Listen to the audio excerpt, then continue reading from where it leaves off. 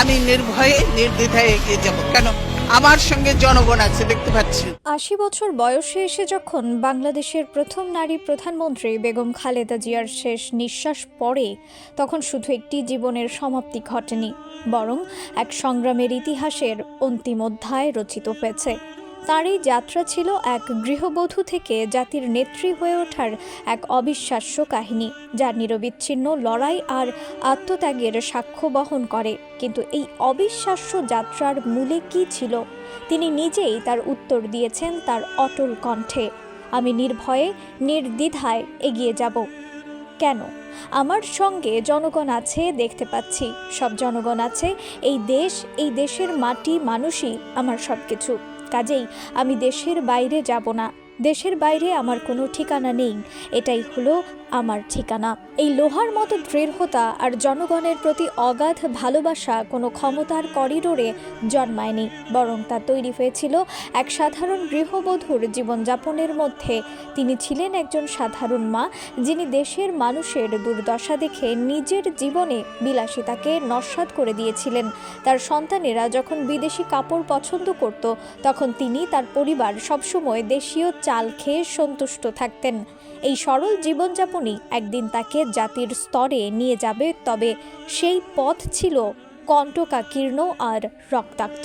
১৯৮১ সালের ৩১শে মে, যখন দেশি বিদেশি ষড়যন্ত্রের মুখে বিএনপির প্রতিষ্ঠাতা জিয়াউর রহমান নিহত হন, তখন পর্যন্ত বেগম খালেদা জিয়া ছিলেন একজন সাধারণ গৃহবধূ। কিন্তু দলের নেতাকর্মীদের অবিস্মরণীয় দাবির মুখে তাকে ঘরের আরাম ছেড়ে রাজপথে নামতে হয়। ১৯৮২ সালের ৩রা জানুয়ারি তিনি বিএনপির প্রাথমিক সদস্য পদ গ্রহণ করেন এবং পরের বছর মার্চ মাসেই হন সিনিয়র ভাইস চেয়ারম্যান। ১৯৮৪ সালের ১০ই মে তিনি বিনা প্রতিদ্বন্দ্বিতায় বিএনপির চেয়ারপারসন নির্বাচিত হন, একটি দায়িত্ব যা তাকে আজীবন বয়ে বেড়াতে হয়েছে। তার রাজনৈতিক জীবনের প্রথম বড় পরীক্ষা আসে জেনারেল এরশাদের স্বৈর শাসনের বিরুদ্ধে। বন্দুকের নলের মুখে ক্ষমতা দখলকারী এরশাদের বিরুদ্ধে গণতন্ত্র পুনরুদ্ধারের জন্য তিনি সর্বাত্মক আন্দোলনের ডাক দেন। তিনি ছিলেন ১৯৮৩ সালে গঠিত ৭ দলীয় জোটের স্থপতি, যার মূল মন্ত্র ছিল স্বৈরাচারের অবসান। এই লড়াইয়ে তিনি কখনো পিছু পা হননি। যখন তার রাজনৈতিক প্রতিদ্বন্দ্বীরা ১৯৮৬ সালের প্রহসনের নির্বাচনে অংশ নিয়ে এরশাদের অবৈধ সরকারকে বৈধতা দিতে চেয়েছিল, তখন তিনি দৃঢ়ভাবে তা প্রত্যাখ্যান করেন। তার এই অবস্থান তাকে জনগণের কাছে অগ্রণী নেত্রী হিসেবে প্রতিষ্ঠিত করে। ১৯৮৩ থেকে ১৯৯০ সালের মধ্যে ৭ বার তাকে আটক করা হয়, কিন্তু কারাবরণও তার মনোবল ভাঙতে পারেনি। এই দীর্ঘ সংগ্রামের ফসল মিলে ১৯৯১ সালের ২৭শে ফেব্রুয়ারি একটি অবাধ ও সুষ্ঠু নির্বাচনের মাধ্যমে তিনি বাংলাদেশের প্রথম নারী প্রধানমন্ত্রী নির্বাচিত হন। তার জনপ্রিয়তা এতটাই বিপুল ছিল যে চট্টগ্রামের লাল দিঘির ময়দানে লাখো জনতার সমাবেশে তাকে দেশনেত্রী উপাধিতে ভূষিত করা হয়, এক নাম যা তার পরিচয়ের সাথে অবিচ্ছেদ্যভাবে জড়িয়ে যায়। তার এই লড়াই শুধু দেশের সীমানায় সীমাবদ্ধ ছিল না।